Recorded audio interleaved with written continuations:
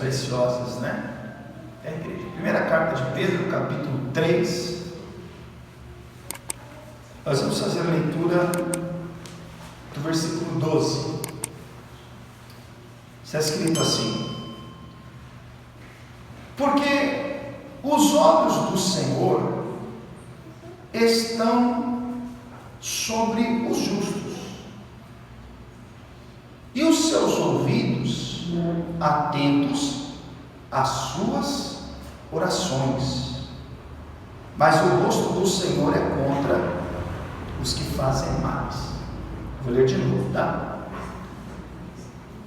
Porque os olhos do Senhor estão sobre os justos. Quem seriam estes justos? Aqueles que praticam a justiça. Quando você lê Romanos capítulo 5, versículo 1, diz assim: sendo, pois, justificados pela fé, temos paz com Deus por nosso Senhor Jesus Cristo.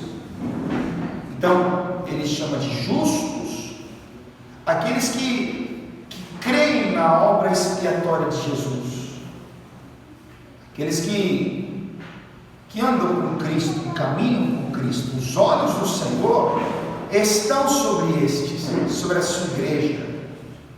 Os olhos do Senhor estão sobre os justos, e os seus ouvidos atentos às suas orações. Amém? Tiago escreveu no capítulo 5, versículo 16, que a oração de um justo pode muito em seus efeitos. Por quê? Porque o Senhor está atento às orações que são feitas pelos justos, pelo seu povo. Curva a sua cabeça, feche os seus olhos, por favor. Pai Santo, nós te louvamos, ó Deus, porque o Senhor é bom, a sua benignidade dura para sempre, porque o Senhor é o único digno de receber o nosso louvor, a nossa adoração, porque o Senhor é grande, o Senhor é o Todo-Poderoso, e nos deu mais uma vez o privilégio de estarmos aqui na tua casa, reunidos em teu nome, e agora, Pai, para ouvirmos a tua voz, ouvirmos a tua palavra. Então, mais uma vez, se apodere de mim, que o teu Espírito Santo ministra o coração dos teus servos que estão aqui presentes, assim como os nossos irmãos que nos acompanham nos seus lares, aqueles nossos amigos que assistirão esta pregação pela internet. Meu Deus, onde esta palavra chegar, que o teu Espírito Santo liberte, cure, salve, transforme, faça aquilo que lhe apraz, Pai, em nome do teu Filho amado Jesus, o nosso Salvador, que assim seja feito. Amém, e graças a Deus. Pode sentar aí no seu lugar, por favor.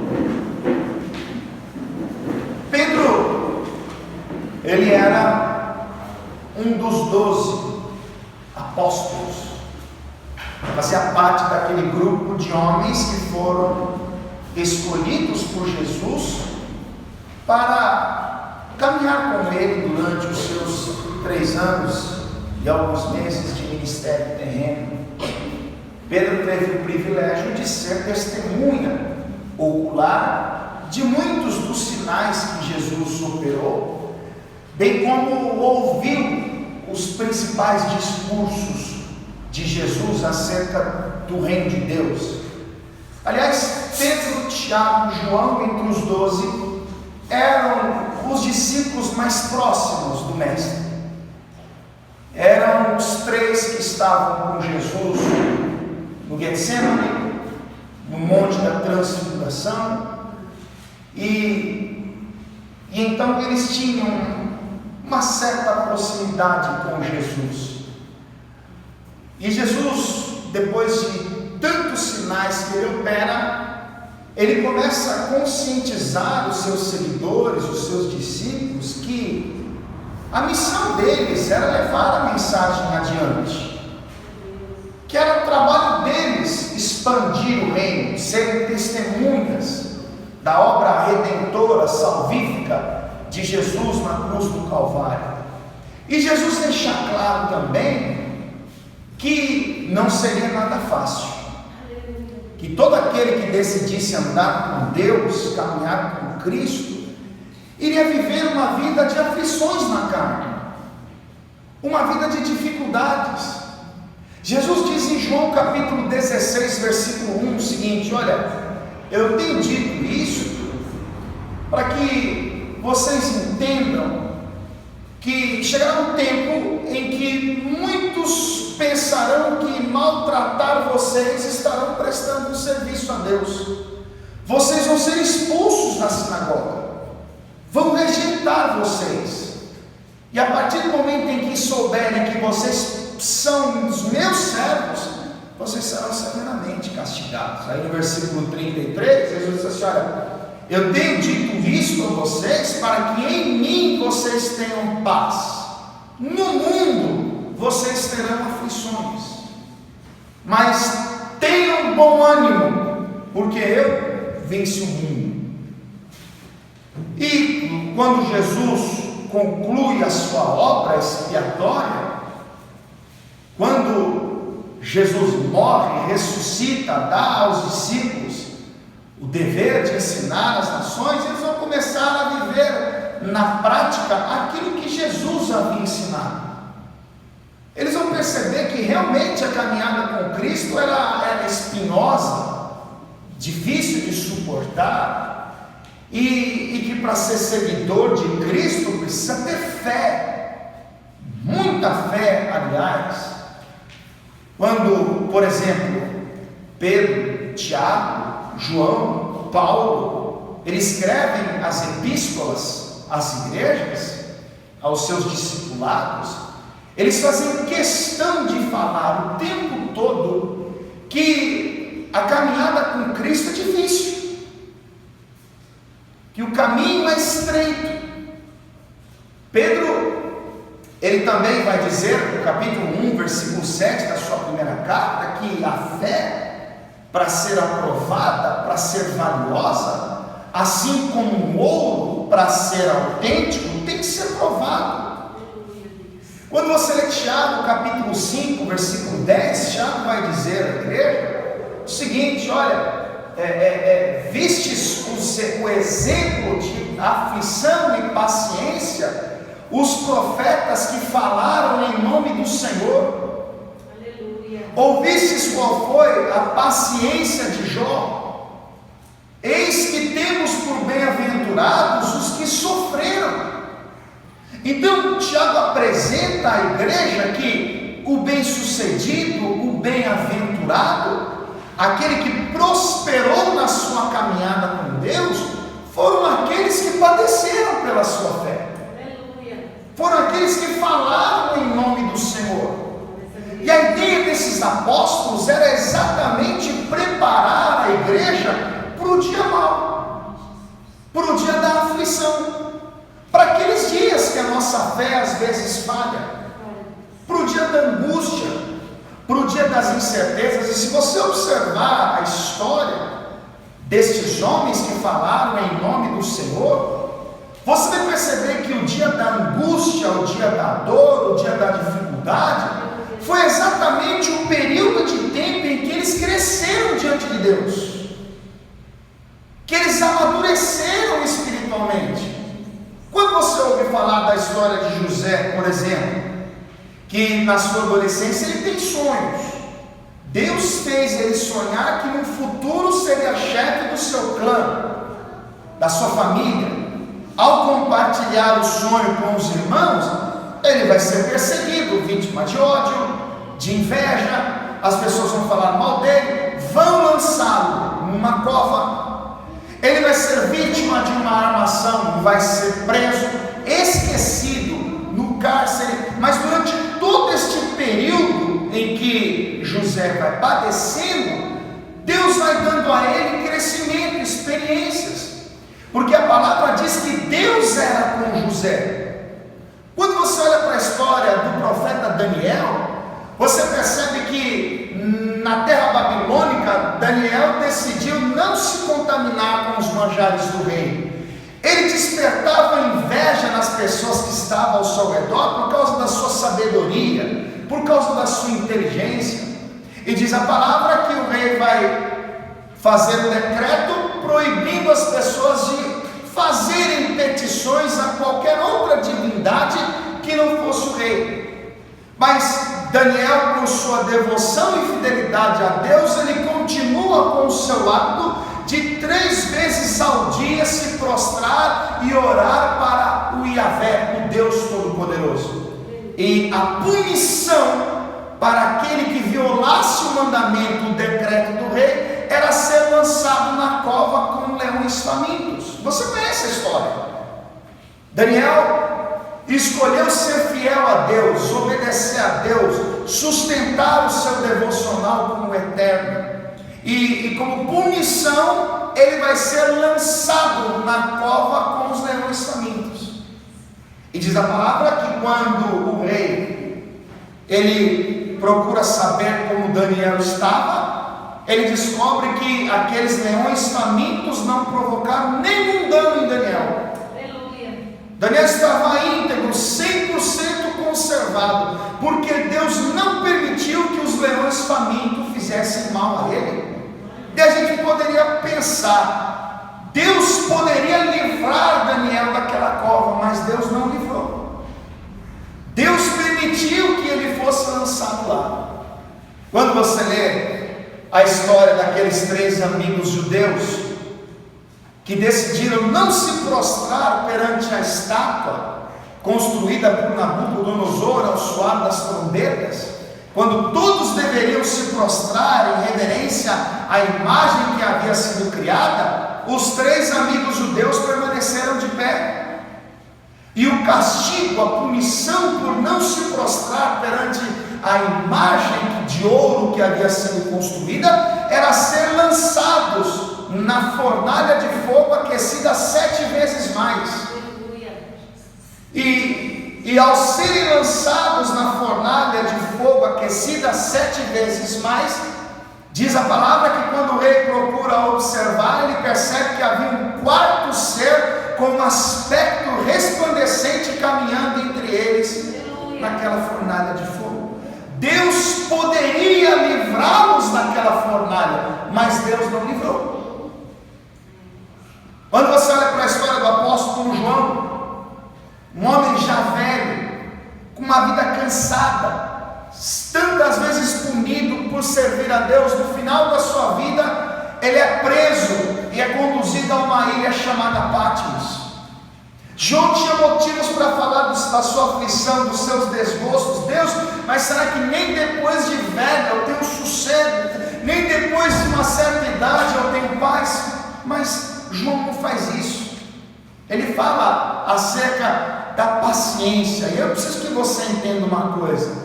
Deus não livrou o profeta Daniel da fornalha, mas Deus, ou melhor, da cova com os leões, mas Deus cuidou dele lá dentro. Aleluia.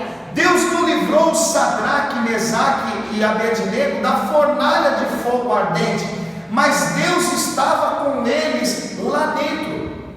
Deus não livrou José da prisão, Deus não livrou José da cova, Deus não livrou José da trama que os seus irmãos fizeram contra eles, mas em Gênesis 39:2 diz que Deus era com José. Deus não livrou João da ilha chamada Patmos, Deus não livrou João daquela prisão, mas foi exatamente na ilha de Patmos que Deus abriu o céu para João e deu a ele a revelação do Apocalipse. Paulo por várias vezes foi preso por causa do seu chamado, por causa do seu ministério, da missão que Deus deu a ele, mas na prisão Deus deu a Paulo a inspiração para que ele escrevesse as cartas que foram enviadas às igrejas. Ou seja, é exatamente no momento da adversidade, da dificuldade, no momento da angústia, quando a nossa fé é provada, que nós temos a oportunidade de amadurecermos e crescermos diante de Deus. E essa é a ideia de Pedro, quando ele escreve essa carta à igreja, quando ele quer mostrar para a igreja que as aflições que nós sofremos são para nós um grande privilégio. Deus, ele prova a nossa fé, Deus, ele prova o nosso caráter. Nós vivemos cantando, nós vivemos orando e falamos que Deus é o nosso Senhor, que Deus é o nosso tudo, que estamos dispostos a padecer qualquer necessidade por amor a Ele, por reverência a Ele, mas nós precisamos provar isso.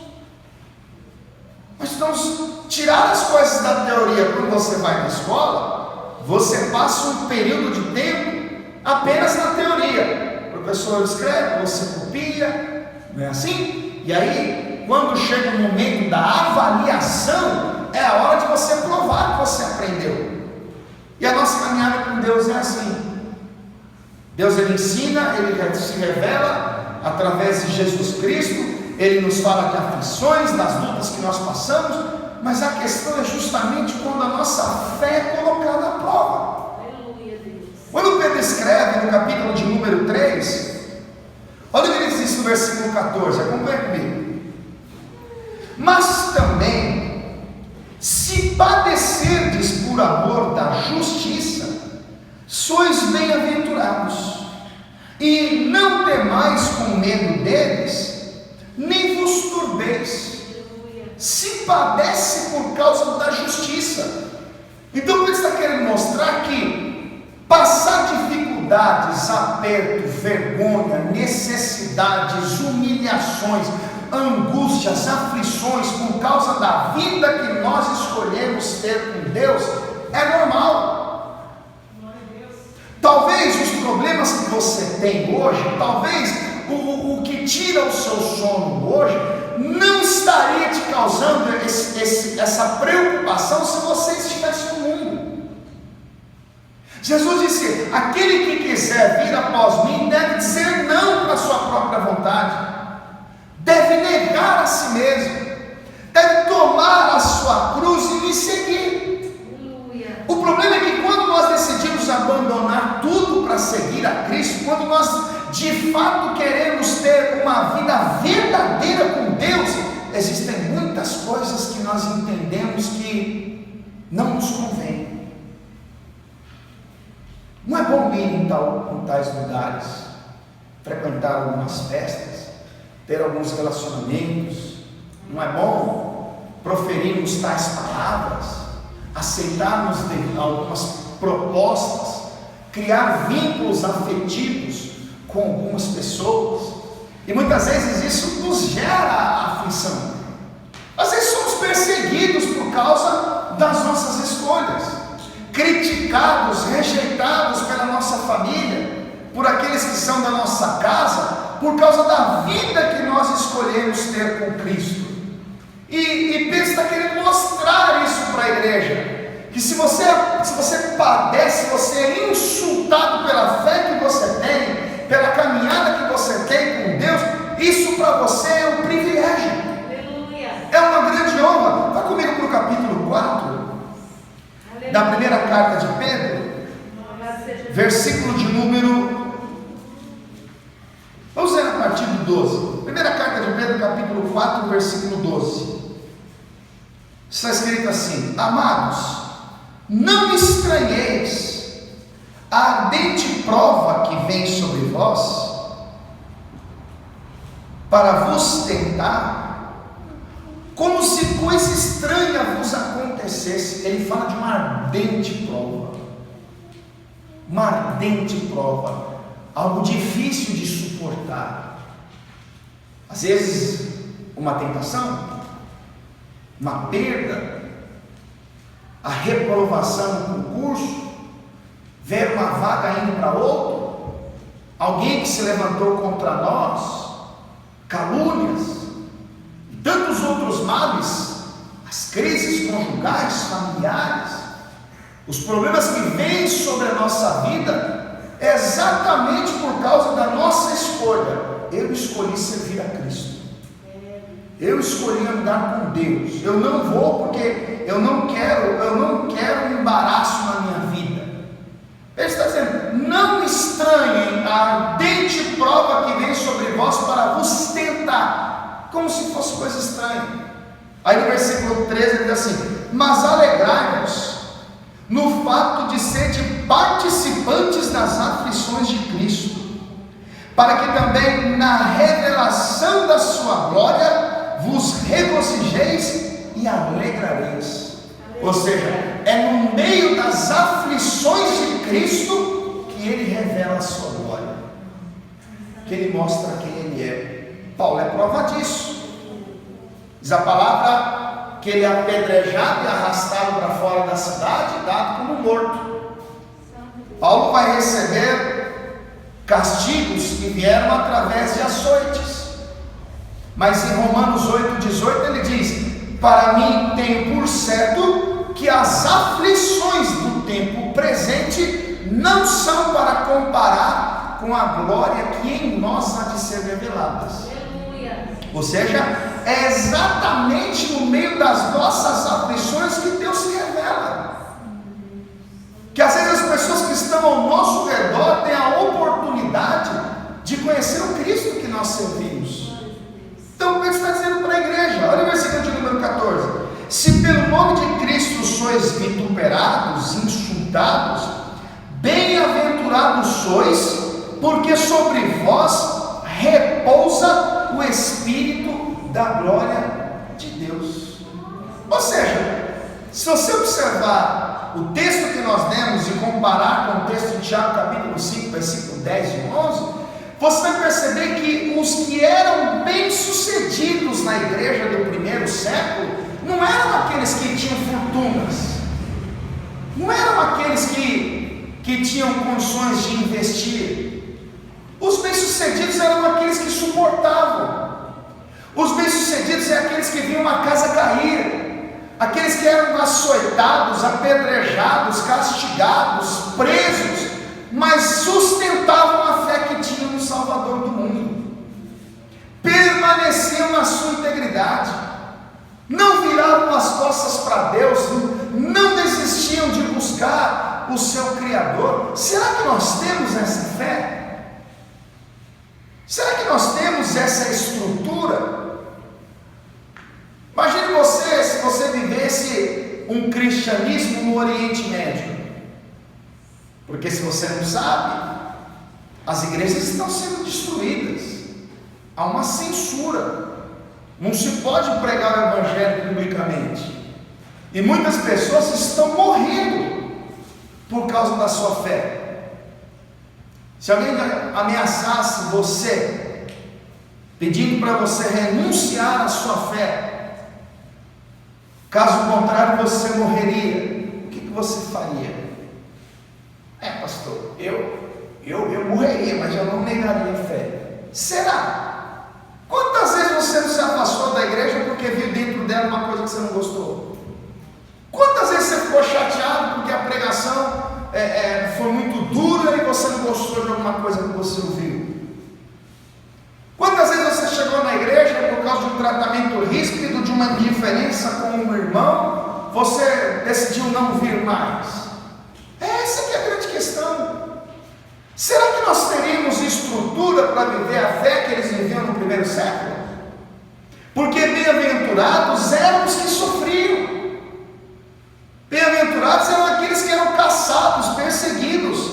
Olha o versículo de número 15: que nenhum de vós padeça como homicida, ou ladrão, ou malfeitor, ou como que se intromete em negócios alheios.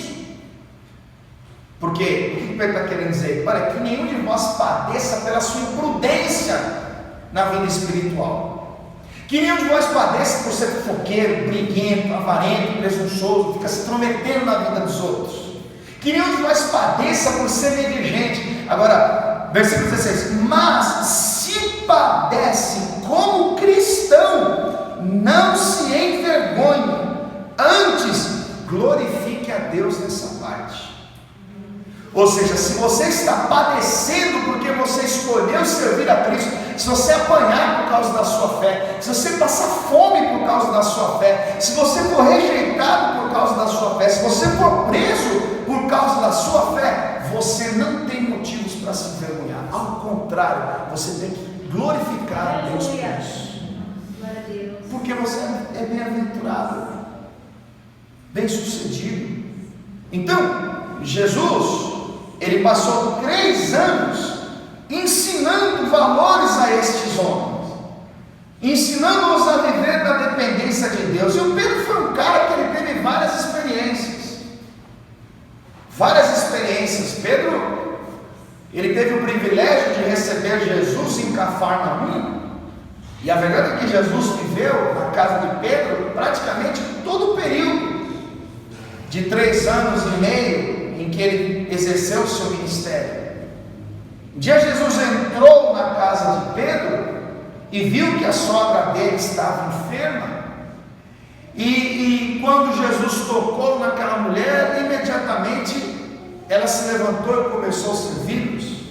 Quando você lê Lucas capítulo 5, o dia havia amanhecido, Pedro estava lavando as redes porque estava frustrado depois de uma terrível noite de pesca sem sucesso algum, e diz a palavra que Jesus se aproxima, entra no barco de Pedro, toma uma distância da terra, e do barco de Pedro ele começa a ensinar, pede a Pedro ir às profundezas e dá uma ordem para que Pedro lançasse as redes. E quando Pedro lança as redes, ele vai pescar uma quantidade imensa de peixes, de modo que precisava de 2 barcos para puxar aquelas redes. Pedro, em uma certa ocasião, em Mateus capítulo 17, os credores vão cobrar os impostos, e Pedro vai até Jesus, que pergunta para ele: Pedro, de quem cobram os impostos os reis da terra, dos filhos ou dos alheios? Aí Pedro disse: dos alheios. Jesus respondeu dizendo: olha, mas para que eles não se escandalizem, vai ao mar, lance um anzol e você vai pegar um peixe com um estáter, uma moeda na boca, e você vai pagar por mim e vai pagar por você. Ou seja, Jesus proveu recursos da maneira mais improvável. Um dia Jesus na madrugada vai andando por cima das águas em direção aos seus discípulos que estavam no barco, e o texto diz que os discípulos ficaram com medo, assustados, pensando que era um fantasma. E Jesus disse: ei, sou eu, não tenha medo. E aí Pedro vai dizer assim: se és tu, então faça com que eu vá ter contigo sobre as águas. Aí Jesus respondeu: Pedro, vem. Aí Pedro, ele coloca os pés na superfície das águas, começa a andar. Dali a pouco ele sentiu um vento, começou a afundar. Jesus pegou pela mão e disse: homem de pouca fé, por que duvidaste? Isso entre tantas outras experiências que Pedro teve. E Pedro vai ser o homem escolhido por Deus para ser um dos pilares da igreja no primeiro século. Quando eles estavam reunidos no cenáculo, na casa do pai de João Marcos, eles vão receber revestimentos de poder do Espírito Santo, e então eles vão começar a viver na prática aquilo que Jesus havia dito, porque eles começam pregando, e 3.000 almas se convertem, e daqui a pouco passa a ser 5.000, e junto à quantidade de pessoas que passavam do judaísmo ao cristianismo, aumentavam também as perseguições. E aí então Pedro vai começar a sofrer alguns espinhos, algumas dores. Lucas, ele escreve em Atos capítulo de número 4, Atos dos Apóstolos capítulo 4,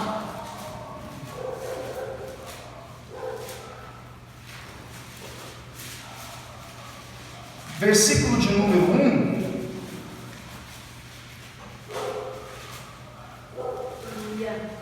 Atos capítulo 4, versículo de número 1 diz assim: e estando eles falando ao povo, sobrevieram os sacerdotes e o capitão do templo e os saduceus, doendo-se muito de que ensinasse o povo e anunciassem em Jesus a ressurreição dos mortos. Os sacerdotes e os saduceus. Os saduceus eram uma vertente da religião judaica. Eles não acreditavam na ressurreição. Então, como Pedro começou a pregar que Jesus de Nazaré é o Messias e que havia ressuscitado dos mortos, então isso vai incomodar os saduceus. E o resultado disso vai ser a prisão. Olha o versículo de número 3. E lançaram mão deles e os encerraram na prisão até o dia seguinte. Então Pedro, ele vai ser preso nessa ocasião, pela primeira vez. Qual foi o crime que ele cometeu? Servir a Cristo. Jesus não disse que no mundo teria aflições? Paulo diz em 2 Timóteo 3,12 que todos os que querem viver em Cristo Jesus padecerão perseguições. Deixa eu dizer uma coisa para você: a vida com Deus é isso. Talvez você até esteja pensando, mas está cansativo, pastor, você só fala disso, e está sempre lutas, aflições, sempre dificuldade. Irmão, eu queria trazer uma mensagem diferente, mas quando eu começo a folhear as páginas das Escrituras, normalmente é isso. Se você olhar a linha do tempo, desde o Gênesis até Apocalipse, você vai perceber que o povo de Deus está sempre passando por dificuldades. Você vai perceber que os homens que foram protagonistas de histórias, eles foram abençoados por Deus o tempo todo, mas a bênção de Deus para eles não é aquilo que a gente entende como bênção hoje. Porque hoje, quando se fala de bênção, todo mundo pensa no carro, na casa, no dinheiro. Para eles, as bem-aventuranças era fazer parte do propósito de Deus. Com dor ou sem dor, para eles o que era mais importante era viver aquilo que o Senhor tinha para eles. Aleluia. Então, a intenção deles era mostrar que a fé deveria estar edificada em Jesus Cristo. Porque a fé que está edificada em Jesus Cristo suporta prisões, suporta tribulações, suporta o dia mau, suporta o dia da perda, suporta o dia da dor. Pedro está preso. Você quer ver o capítulo 5 de Atos? Capítulo 5, versículo de número 17. Está escrito assim: e levantando-se o sumo sacerdote e todos os que estavam com ele, e eram eles da seita dos saduceus, encheram-se de inveja. Por que essa seita se enchia de inveja? Porque Pedro pregava na virtude do Espírito Santo, e o Senhor acrescentava à igreja aqueles que haviam de se salvar.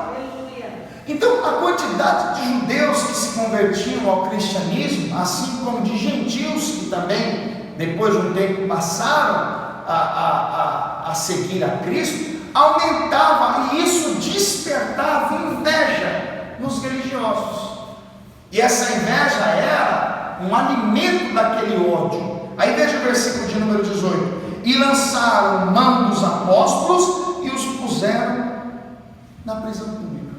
Segunda vez sendo presos, segunda vez tendo que lidar com a religiosidade judaica. E olha como é que Deus reagia com isso. Versículo 19: mas de noite um anjo do Senhor abriu as portas da prisão, e tirando-os para fora disse: ide, apresentai-vos no templo e dizei ao povo todas as palavras desta vida.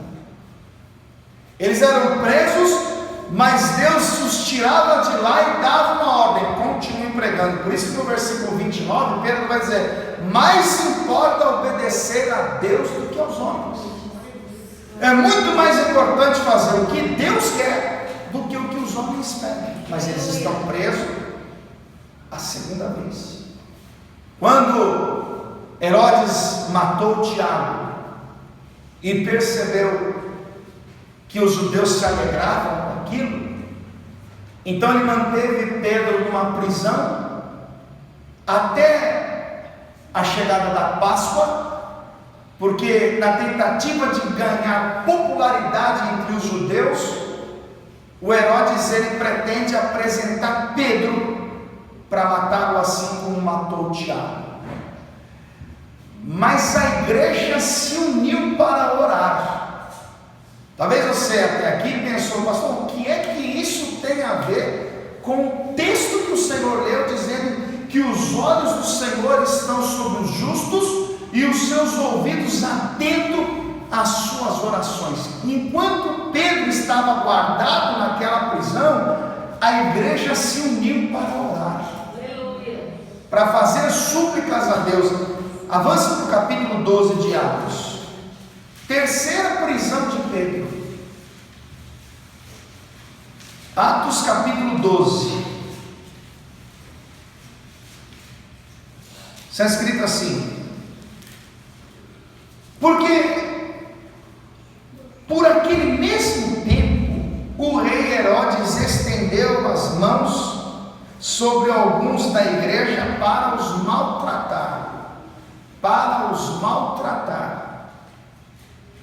e matou a espada Tiago, irmão de João, que era filho de Zebedeu. Esse Tiago era um pescador, não era o Tiago que escreveu a epístola, porque o Tiago que escreveu a epístola era aquele que era filho de Maria com José, irmão de Jesus. Então, esse Tiago que foi morto por Herodes era o irmão de João. Versículo 3: e vendo que isso agradara aos judeus, continuou mandando prender também a Pedro. E eram os dias dos asnos.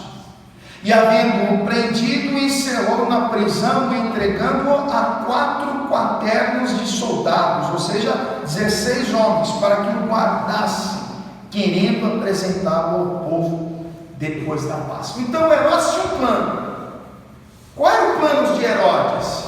Eu preciso crescer em aprovação perante o povo.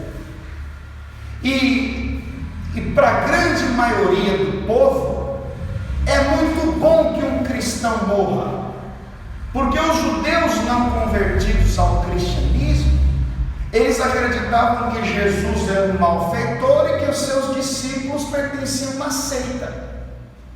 Então, para um judeu não convertido, era uma honra ver os cristãos padecendo. E Herodes, querendo ganhar a aprovação deles, ele tem planos para tirar a vida de Pedro.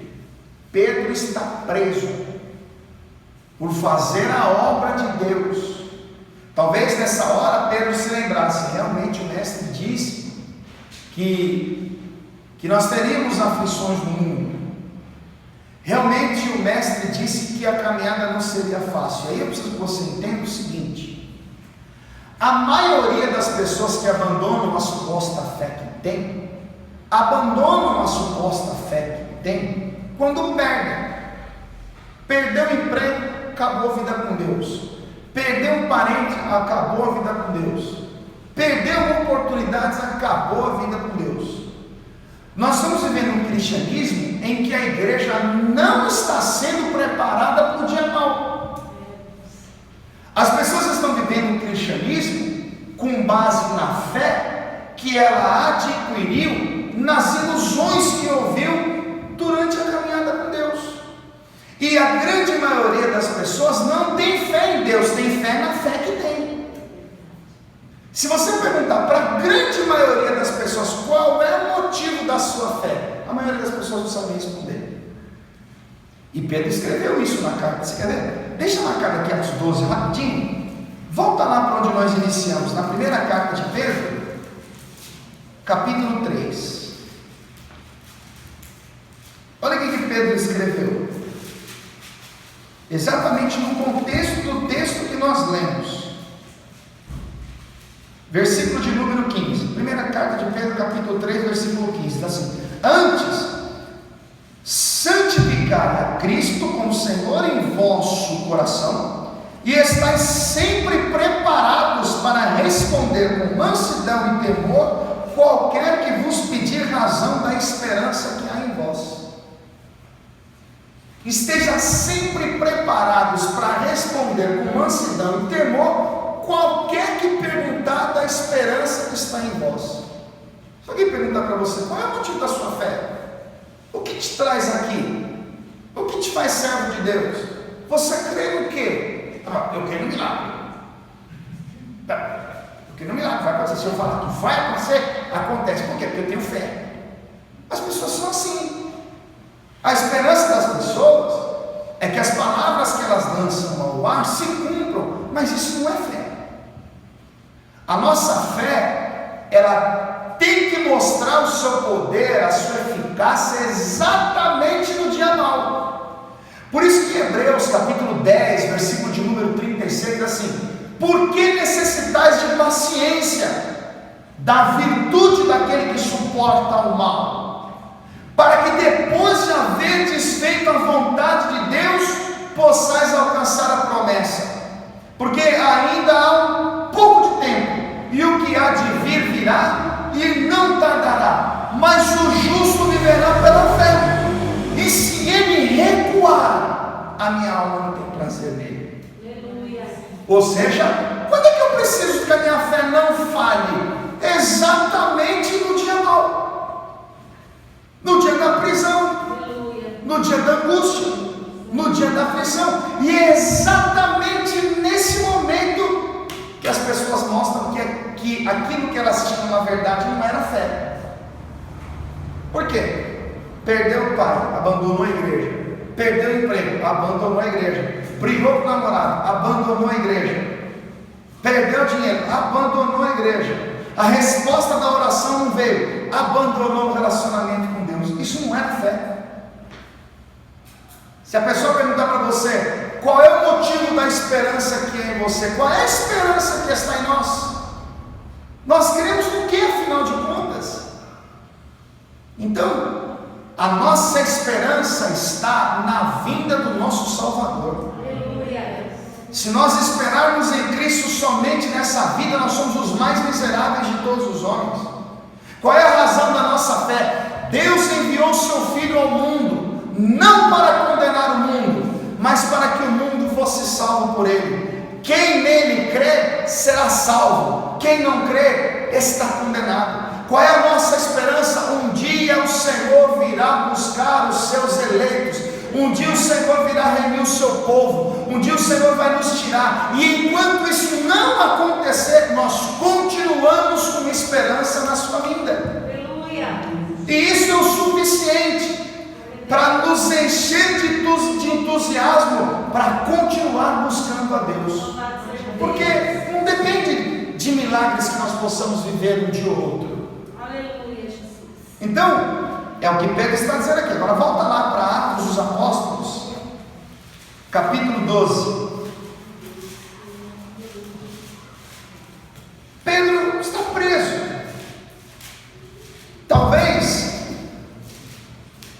ciente de que as suas horas de vida estavam contadas.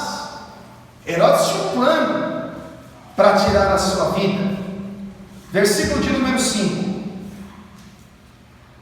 Pedro, pois, era guardado na prisão, mas a igreja fazia contínua oração por ele a Deus. Por que a igreja fazia contínua oração por ele a Deus? Porque os olhos do Senhor estão sobre os justos, e os seus ouvidos atentos às suas orações. Aleluia. Enquanto Pedro está guardado naquela prisão, enquanto Pedro está preso naquela prisão, a igreja se uniu para orar. A igreja se uniu para suplicar a Deus a sua intervenção, a sua misericórdia. Senhor, o teu servo está lá, ele é importante para nós, o Senhor o levantou como profeta. Não permita que o império das trevas prevaleça, não permita que Herodes tenha sucesso no seu plano. Senhor, nós sabemos que o teu anjo acampa ao seu redor daquele que o teme para lhe dar o livramento. O Senhor disse que se a tua palavra permanecer em nós podemos pedir o que nós quisermos e nos será feito. Senhor, tudo que nós pedimos em oração, crendo, nós receberemos. Então a igreja, ela se une para orar. Agora entenda, a igreja fazia contínua oração por ele a Deus. Aleluia. Eles não cessavam de orar, exatamente como Jesus ensina em Lucas 18, versículo 1 e 2, acerca do dever de orar sempre e nunca perder as forças, nunca esmorecer, nunca desfalecer. Aleluia. Assim como Paulo diz em 1 Tessalonicenses 5,17, orai sem cessar. Efésios 6,18, orando todo o tempo, o tempo todo. Eles oravam porque sabiam que Deus estava atento às orações que ele fazia. Agora no versículo 6, e quando Herodes estava para o fazer comparecer, nessa mesma noite estava Pedro dormindo. Estava Pedro dormindo. Eu fico assustado quando eu leio isso. Porque a tendência do ser humano é, na hora do medo, do anseio, da preocupação, perder o sono. Eu pelo menos sou assim. O sono vai embora, vira para um lado, vira para o outro, acorda, toma água, vai no banheiro, dobra os joelhos no chão, ora e nada do sono vem. Eu sou assim. Se eu fico preocupado com alguma coisa, mesmo orando, tão duro é o meu coração que demora para mim ficar sossegado. Porque o meu coração é igual ao seu, tá? Mas Pedro dormia, Pedro descansava, Pedro estava tranquilo. Aleluia.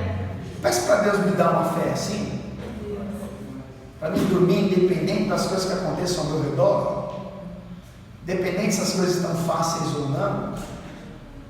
Davi, ele diz no Salmo 4, versículo de número 8: em paz me deitarei e dormirei, porque só tu, Senhor, me fazes habitar em segurança.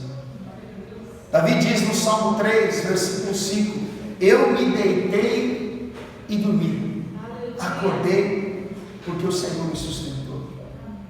Até na hora do nosso sono, apesar da nossa inquietação, Deus cuida de nós.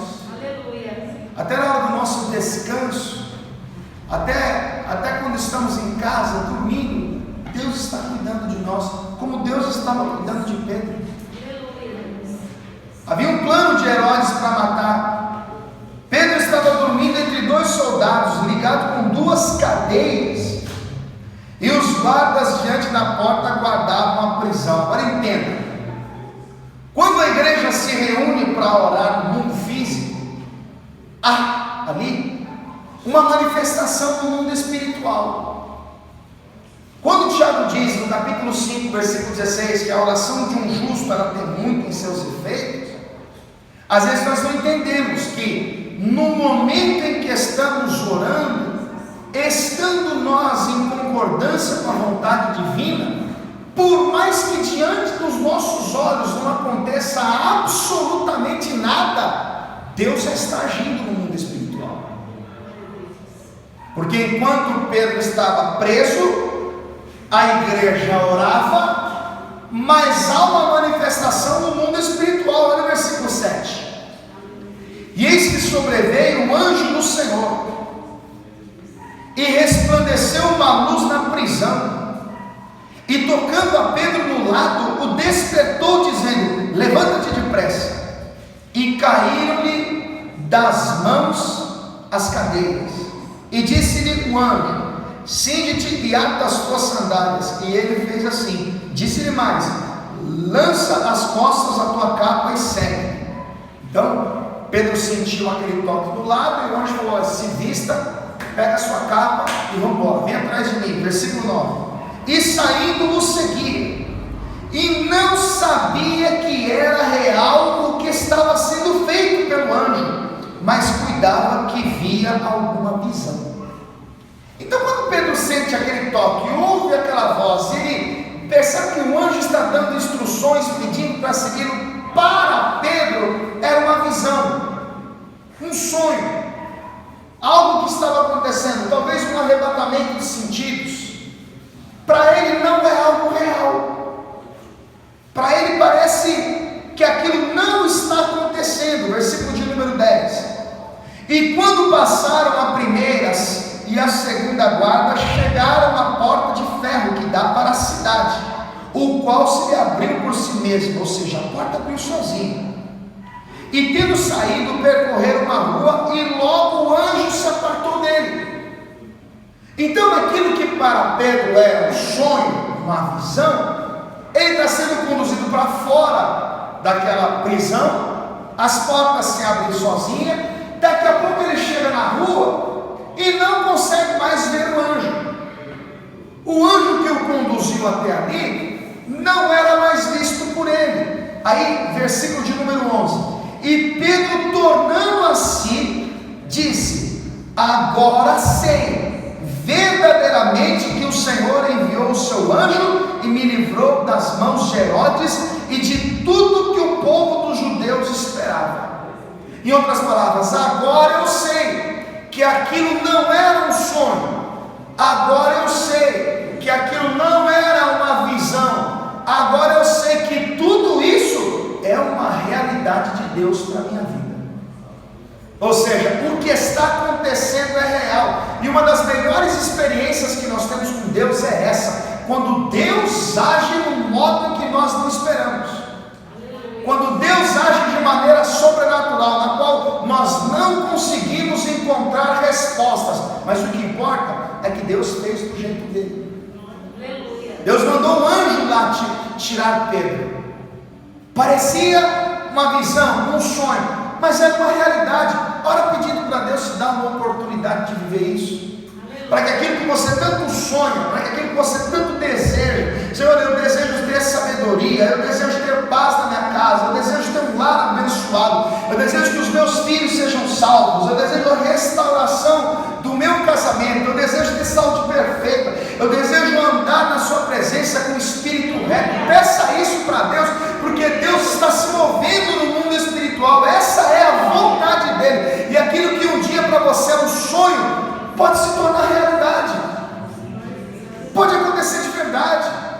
E aliás, essa é a vontade de Deus para a nossa vida. Então Pedro era tirado daquela prisão, versículo 12. E considerando ele nisso, foi à casa de Maria, mãe de João, que tinha por sobrenome Marcos, onde muitos estavam reunidos e oravam. Por que eles oravam? Porque Deus ouve a oração do justo. Os olhos do Senhor estão sobre os justos, e os seus ouvidos atentos às suas orações. Enquanto Deus estava trabalhando através do anjo, tirando Pedro daquela prisão, libertando o seu servo, livrando o seu servo da morte, enquanto o próprio Deus estava trabalhando para atender a petição da igreja, a igreja continuava orando. Entenda o poder de uma igreja que ora. A igreja perseverando em oração, como Paulo diz em Romanos 12:12, alegrai-vos na esperança, sede pacientes na tribulação e perseverai em oração. A igreja fazia contínua oração por ele a Deus, e a igreja estava: Senhor, faça alguma coisa, Senhor, ajuda o teu servo, Senhor, nós temos que o Senhor vai tirá-lo de lá. E enquanto a igreja orava, Deus já estava trabalhando.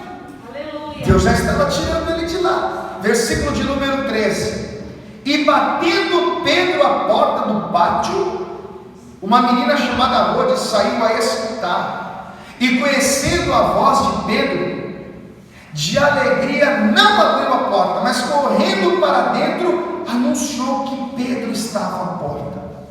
Agora, deixa eu te mostrar o problema da incredulidade. Olha que coisa interessante. A igreja orando, pedindo, suplicando a Deus: Senhor, nós queremos, o Senhor vai tirar de lá, o Senhor vai tirar de lá, o Senhor vai tirar de lá. Daqui a pouco alguém bate na porta, e aí a Rode vai lá ouvir, e ela reconhece aquela voz. É a voz do Pedro. É o Pedro. E aí ela vai falar com os irmãos: irmãos, o Pedro está batendo na porta. O Pedro está batendo na porta. O Senhor o livrou da prisão. Aí olha o versículo 15: e disseram: está fora de ti. Mas ela afirmava que assim era, e diziam: é o seu anjo. Porque na cultura judaica, eles acreditam que o anjo guardião de cada pessoa se parece com ela. Então, o meu anjo da guarda, na cultura judaica, teria uma voz parecida comigo. Então eles estão dizendo a ela: não era Pedro, era o anjo. Eles tinham dificuldade de acreditar que aquilo poderia ser verdade. Deus está respondendo a oração deles. Deus atendeu a súplica. Deus, com a sua maravilhosa graça, agiu. Agora eles estão com dificuldade de acreditar que aquilo aconteceu. E olha que coisa linda, versículo 16: mas Pedro perseverava em bater, e quando abriram, viram-no e se espantaram. Por que se espantaram? Talvez porque pensavam que Deus não iria responder. Talvez porque pensaram que Pedro já estaria morto. Talvez porque oraram tanto, mas tanto, que acharam que o tempo passou e Herodes teve sucesso na sua missão. Entenda, às vezes Deus está fazendo coisas trazendo respostas de orações que nós fizemos no passado. Às vezes nós nem lembramos que oramos por isso. O que estava batendo na porta daquele cenáculo era a resposta da oração deles. O que Deus está fazendo ali é mostrando: olha, enquanto vocês oravam, os meus olhos estavam sobre vocês, e enquanto vocês oravam, os meus ouvidos estavam sobre vocês, e eu trouxe a resposta da oração. Vocês não pediram para libertar Pedro, vocês não pediram para salvá-lo de lá, vocês não pediram para livrá-los da morte. Então a resposta da oração de vocês está batendo na tua porta. Aleluia. Será que um dia a resposta da nossa oração vai bater na nossa porta? Aleluia, Deus. Será que podemos pensar num dia toda a nossa família é salva? Louvado seja Deus. Será que podemos pensar num dia na libertação dos nossos queridos? Será que um dia nós podemos pensar numa igreja saudável, estruturada, abençoada, teológica, bíblica? Aleluia. Eu tenho esse sonho de um dia Deus vai bater na minha porta para dizer que está respondendo. E não falta muito. Por quê? Porque os olhos do Senhor estão sobre os justos. Glória a Deus. Porque os seus ouvidos atentos às suas orações. Quando Pedro entrou naquela casa, naquele cenáculo, olha o versículo 17. E acenando-lhes ele com a mão para que se calassem, contou-lhes como o Senhor o tirara da prisão. E disse: anunciai isto a Tiago e aos irmãos. E saindo partiu para outro lugar. Quando Pedro entrou ali, Pedro, calma. O que Pedro vai fazer? Ele começou a contar como o Senhor o livrou daquela prisão. Pedro começou a contar a experiência que ele teve. Olha, de repente eu estava dormindo, senti um toque do lado, e aí eu ouvi uma voz que me disse: olha, se vista, pega a sua capa e siga-me. E aí eu comecei a segui-lo, percebi que uma porta abriu sozinha. De repente eu estava no meio da rua, aquele anjo já não estava mais comigo, e aí então eu percebi que não era um sonho, era uma realidade. Pedro vai contar a experiência que ele teve com Deus ali. Pedro vai contar a maneira como Deus agiu respondendo às orações da igreja. Talvez eu te trouxe aqui para dizer: vai chegar uma hora que você vai contar as maravilhas que eu vou fazer na tua vida. Vai chegar uma hora que você vai contar como eu te libertei, como eu te salvei, como eu tirei você desse laço, como eu libertei você dessas garras, como eu transformei a sua história. Por quê? Porque os olhos do Senhor estão sobre o justo e os seus ouvidos atentos à oração do seu povo. Qual foi o recurso da igreja ali? O que a igreja fez para mexer com Deus? A igreja orou e orou continuamente. Que os olhos do Senhor estejam sobre o nosso povo, que os ouvidos do nosso Deus estejam atentos às orações que serão feitas neste lugar. Vamos todos ficar de pé.